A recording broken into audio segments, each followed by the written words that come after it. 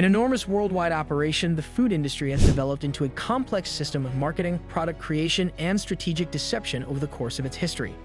Furthermore, despite the fact that it offers critical items, it frequently adopts strategies to maximize profits at the price of the health of consumers, transparency, and trust. The food industry manipulates consumers in ways that are not always simple to identify. By using deceptive labels and concealing ingredients, as well as by aggressively marketing harmful items, the food industry is able to manipulate people. The food business will trick you in the following ways. Food labels that are misleading. The use of labels that are purposefully deceptive is one of the most widespread forms of deception that can be found in the food industry. In spite of the fact that manufacturers frequently take advantage of phrases such as natural, organic, and healthy, consumers usually place their trust in labels that contain these terms. Take, for example, natural. Many products that are marketed as natural either contain substances that have been heavily processed or additives that are synthetic. In point of fact, the term natural does not have a legal definition in many nations, which enables businesses to market their products with minimum compliance with regulations. No added sugar. Although this label may give the impression that the product is healthier, it frequently conceals the fact that the item in question includes artificial sweeteners or naturally occurring sugars in excessive quantities. These sugars can still cause an increase in blood sugar levels or increase the likelihood of gaining weight. The term whole grain refers to products that purport to contain whole grains but actually contain only a tiny percentage of whole grains. The remaining ingredients in these products are typically refined flours and sugars. Serving sizes. Food labels are also deceiving when it comes to serving sizes.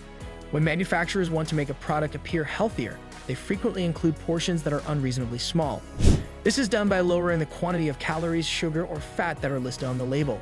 Individuals that consume the entire portion end up ingesting a significantly greater quantity than they are aware of. While customers engage in these behaviors, they are led to believe that they are making healthy choices while in reality, they may be consuming food that is not even close to being nutritious.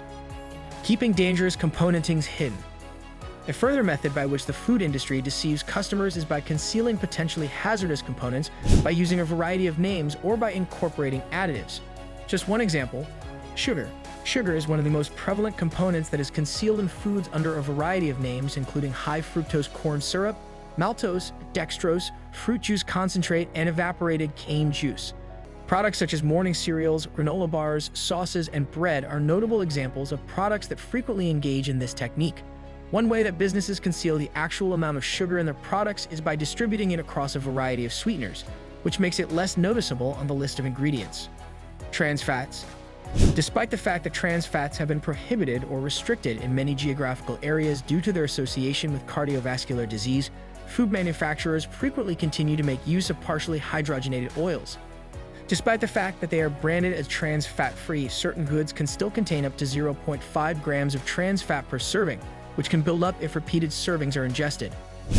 Artificial flavors and colors. Processed foods are frequently loaded with artificial flavors, colors, and preservatives, which are designed to improve the taste of the product and extend its shelf life. These compounds have been connected to a variety of health problems, including hyperactivity in youngsters and the possibility of long-term hazards such as cancer. Nevertheless, the industry minimizes these dangers by employing wording that gives the impression that these components are not harmful. Unhealthy foods being aggressively marketed to consumers. An annual amount of billions of dollars is spent by the food business on marketing, with a significant portion of this spending being directed toward pushing highly processed and unhealthy meals to consumers, particularly youngsters. The marketing methods that food firms employ are meticulously constructed to elicit emotional responses and to encourage impulsive purchasing.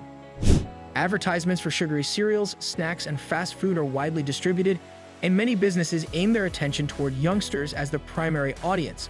These advertisements frequently incorporate cartoon characters, toys, and games, which makes the products enticing to young audiences who are unable to differentiate between advertisements and amusement. In this way, unhealthy food brands are able to generate lasting brand loyalty. The term healthwashing refers to the practice of using health-related buzzwords on product packaging in order to give the impression that the product is healthy. For instance, morning cereals and snacks may be branded as gluten-free, high in fiber, or fortified with vitamins, despite the fact that they include a significant amount of sugar and fats that are associated with poor health. This tactic, which is referred to as health washing, is designed to trick customers into believing that they are selecting healthier available options. Associating unhealthy items with fitness or an aspirational lifestyle is another way that consumers are misled by the use of celebrities or athletes to market junk food.